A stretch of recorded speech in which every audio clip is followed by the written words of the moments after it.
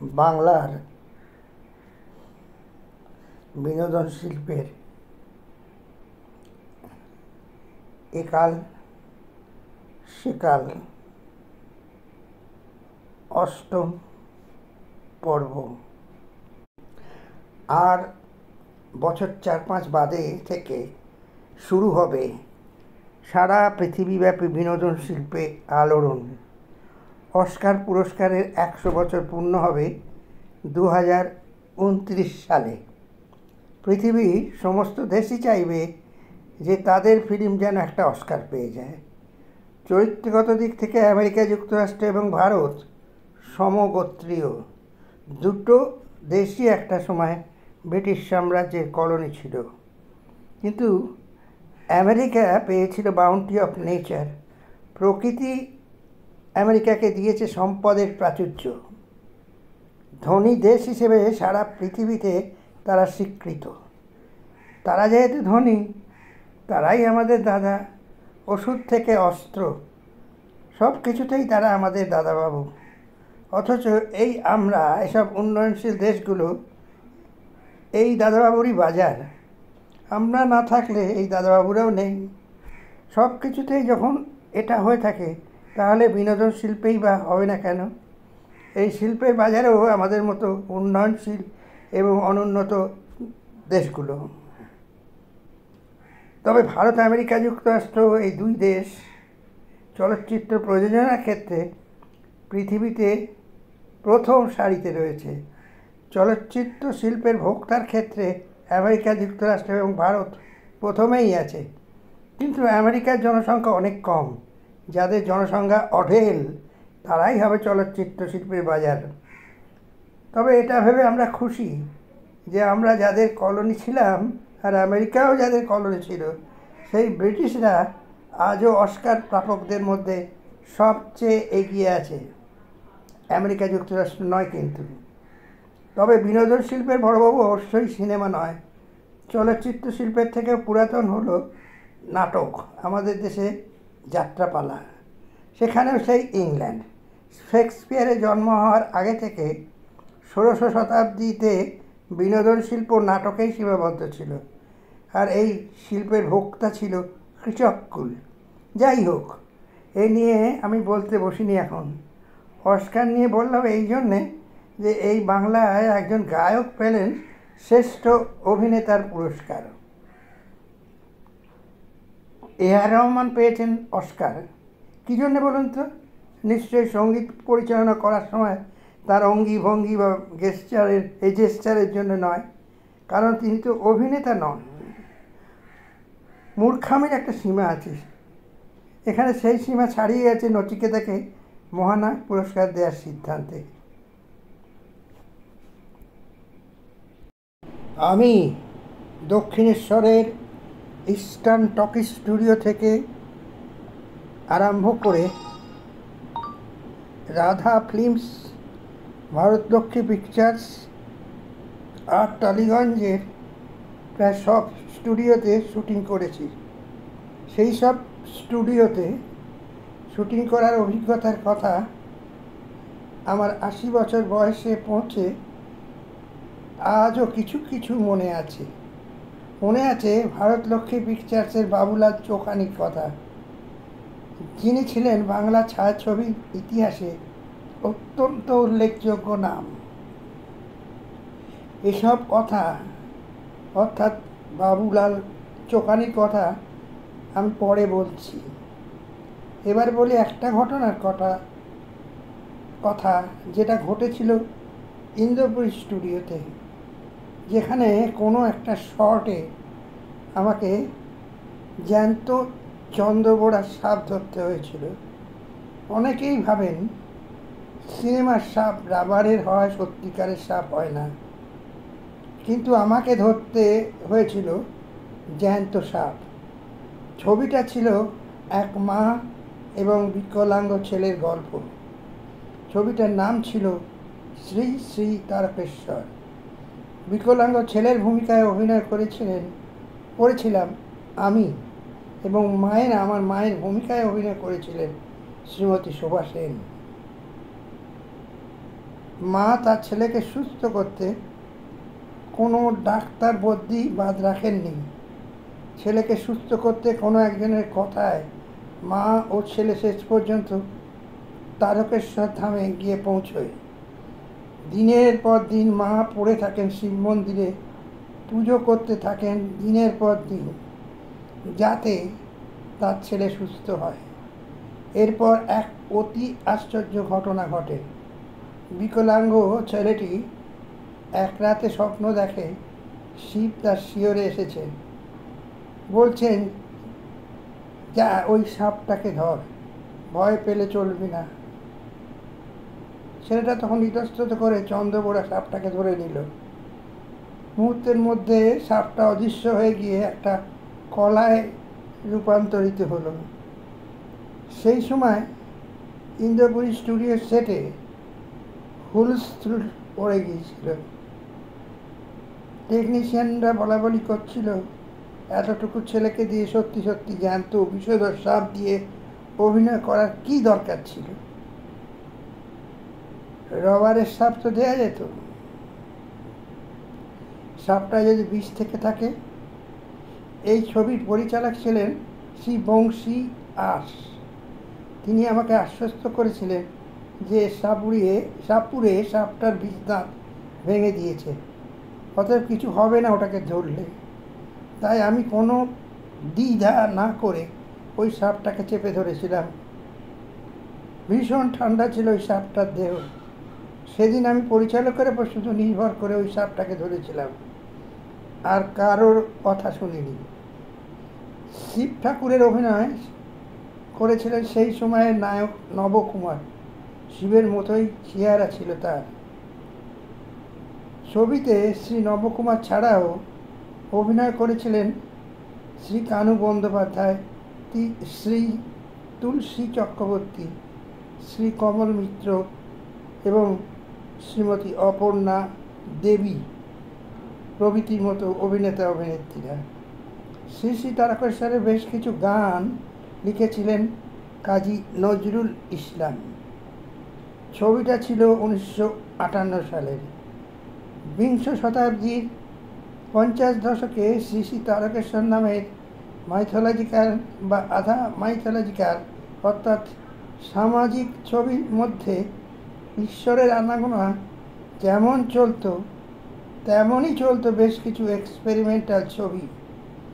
দ্বিতীয় শ্রেণীর ছবিগুলো অর্থাৎ এক্সপেরিমেন্টাল ছবিগুলো বেশিরভাগই ফ্লপই হতো। কিন্তু মজার কথা হচ্ছে, এত প্রতিকূলতা সত্ত্বেও এইসব ছায়াছবি কিন্তু তৈরি হতো, যদিও সংখ্যায় তারা ছিল নগণ্য। সংখ্যায় অল্পই এসব ছবি ছিল। এটা আজও 100% সত্য যে বাংলা সিনেমার ইতিহাসে শ্রী সত্যজিৎ রায়ের পথের পাঁচালী বাংলা সিনেমার এক নতুন দিগন্ত খুলে দিয়েছিল। বায়োস্কোপের মানচিত্রে বাংলা সিনেমা একটা বিশেষ জায়গা করে নিয়েছিল। তাই পথের পাঁচালীকে একটা লিজেন্ডারি বলা যেতে পারে। সেই সময় যখন বাংলা সিনেমার একদল পরিচালকবৃন্দ ইউরোপিয়ান সিনেমার নিওরিয়েলিজমের দিকে আকৃষ্ট হয়েছিলেন এবং অনেক পরিচালকই ফেলিনির মতো করে এক্সপেরিমেন্টাল ছবি করার দিকে ঝুঁকে পড়েছিলেন, তখন কিন্তু তারা পরিবেশক পাননি, ফিনান্সও পাননি। ফলে হলে একটা সপ্তাহের বেশি এইসব ছবি চলতো না, যদি বা রিলিজ হতো। কারণ আর একটা কথা, সেই সময় এনএফডিসি তৈরি হয়নি। NFDC means National Films Development Corporation তখনও তৈরি হয়নি। সত্যজিৎ রায় হয়তো পরিবেশক পেতেন না, যদি না পশ্চিমবঙ্গ সরকার প্রযোজক হিসেবে এগিয়ে না আসতে। সেই সময় দুরকম ছবির প্রাধান্য ছিল, সামাজিক পারিবারিক ছবি বা মাইথোলজিক্যাল ছবি। যদিও সেই সময় রবি ঠাকুর এবং পরের দিকে শরৎচন্দ্র চট্টোপাধ্যায় বাংলা সিনেমার সামাজিক উপন্যাস লেখক হিসেবে বিশেষ সক্রিয় হয়ে গিয়েছিলেন। তারও পরে এসেছিলেন শ্রী তারাশঙ্কর বন্দ্যোপাধ্যায়। পরে শ্রীমতী পিকচার্সের কানন দেবীও কিনে নিয়েছিলেন শরৎচন্দ্রের শ্রীকান্ত উপন্যাসের কপিরাইট। আর ঠিক এই সময়ে অর্থাৎ 50 দশকের মধ্যভাগে সিনেমায় আবির্ভূত হয়েছিলেন আজকের বাংলা সিনেমার রেকর্ড ভঙ্গকারী অভিনেতা অভিনেত্রী জুটি উত্তম কুমার এবং সুচিত্রা সেন। কিন্তু সুচিত্রা সেনও একটা সময় বিষ্ণুপ্রিয়ার অভিনয় করেছিলেন শ্রীকৃষ্ণ চৈতন্য ছায়াছবিতে। তাই বলছি, এর মধ্যেও মাইথোলজিক্যাল ছবি প্রচুর তৈরি হতো। এইসব মাইথোলজিক্যাল ছবির মধ্যে বেশ কয়েকটা ছিল রিমেক এবং ছায়াছবির ইতিহাসে অত্যন্ত গুরুত্বপূর্ণ। এসব ছবিগুলোর সঙ্গে বাংলা সিনেমার নির্বাক এবং সবাক ছায়াছবির ইতিহাস জড়িত ছিল, যার কেন্দ্রবিন্দুতে ছিলেন নিউ থিয়েটার স্টুডিওর বুড়ি সরকার বা বীরেন্দ্রনাথ সরকার এবং ভারতলক্ষ্মী পিকচার্সের সেই বাবুলাল চোখানি। আগেই বলেছি, আমি যখন খুব ছোট ছিলাম আমার প্রথম ছায়াছবি মাসের কেল্লা, যে ছবিতে শ্রী অনুপ কুমার এবং শ্রীমতী অনিতা গুহ নায়ক নায়িকা হিসেবে প্রথম বাংলা চলচ্চিত্রে অভিনয় করেছিলেন, সেই 1951 সালে। সেই ছবির সুবাদে আমি আর আমার ছোট ভাই গত শতাব্দীর 50 দশকের প্রথমের দিকে শ্রী বাবুলাল চোখানির বাড়িতে হামেশাই যেতাম। শ্রী চোখানির নির্দেশে ওনার প্রোডাকশন ম্যানেজার আমাদের ওই বাড়িতে নিয়ে যেত, আবার ভবানীপুরের আমাদের বাড়িতে গাড়ি করে পৌঁছে দিত। ওর বাড়ির শরবত আর লাড্ডু আমাদের ভীষণ প্রিয় ছিল। বাবুলাল চোখানি ছিলেন ভারতলক্ষ্মী পিকচার স্টুডিওর মালিক। শ্রী চোখানি আমাকে এবং আমার ছোট ভাইকে অত্যন্ত স্নেহ করতেন। ভারতলক্ষ্মী পিকচার্সের মা ও ছেলে এবং রাজপথ ছায়াছবিতে আমরা দুই ভাই অভিনয় করেছিলাম।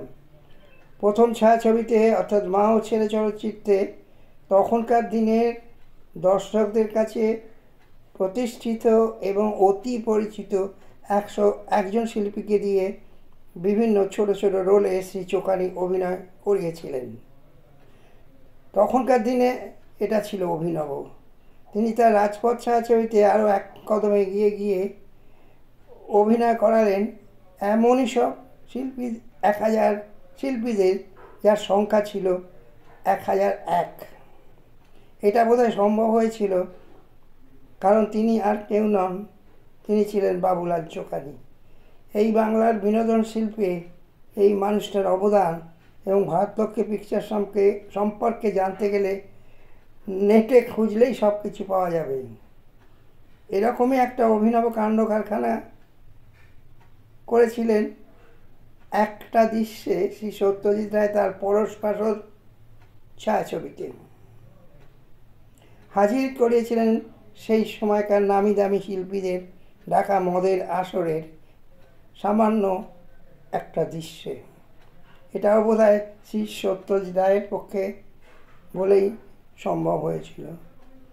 বাবুলালজির বাড়িতে গোড়া থেকে শেষ পর্যন্ত পুতুলের এবং ইলেকট্রিকের সাহায্যে জন্মাষ্টমীর সমস্ত ঘটনার একটা এক্সিবিশন হতো ওই দিনে, জন্মাষ্টমীর দিনে। সেদিন ফিল্ম দুনিয়ার সঙ্গে যুক্ত অনেকেই যেতেন, আমরা তো যেতামই। বাবুলাল চোখানি রীতিমতো লোক পাঠিয়ে আমাদের নিয়ে যেতেন। ফিল্ম জগতে তখনকার দিনের কলাকুশলীরা ওখানে জমায়েত হতেন। ফিল্ম জগতেরই নানা কথাবার্তা ওখানে গসিপের বা গল্পগুজবের সঙ্গে এসে যেত। এই জন্মাষ্টমী অনুষ্ঠানে ফিল্ম জগতের তাবর তাবর অভিনেতা অভিনেত্রীদের দেখা যেত সেই দিনে। বাবুলাল চোখানির ভারতলক্ষ্মী পিকচার্সের সঙ্গে ম্যাডার্ন কোম্পানির একটা যোগসূত্র থেকে গিয়েছিল। বাংলার বিনোদন শিল্পের ইতিহাসের এই ম্যাডার্ন কোম্পানি ওতপ্রোতভাবে জড়িত ছিল। এই কোম্পানি আমাদের এই বাংলায় প্রথম বাংলা সিনেমা থিয়েটার হলের ব্যবসা শুরু করেন, নাটক মঞ্চস্থ করেন, বায়োস্কোপ প্রদর্শন করেন। এই কোম্পানির মালিক ছিলেন একজন পার্সি, জামশেদজি ফ্রমজি ম্যাডান। এই সম্বন্ধে আমি পরের পর্বে, নবম পর্বে কিছু লিখব। পরিশেষে একটা কথা আমি লিখতে ভুলে গেছি, যে শ্রী বাবুলাল চোখানির বাড়িটা ছিল আমাদের ভবানীপুরের অনেকটাই কাছে।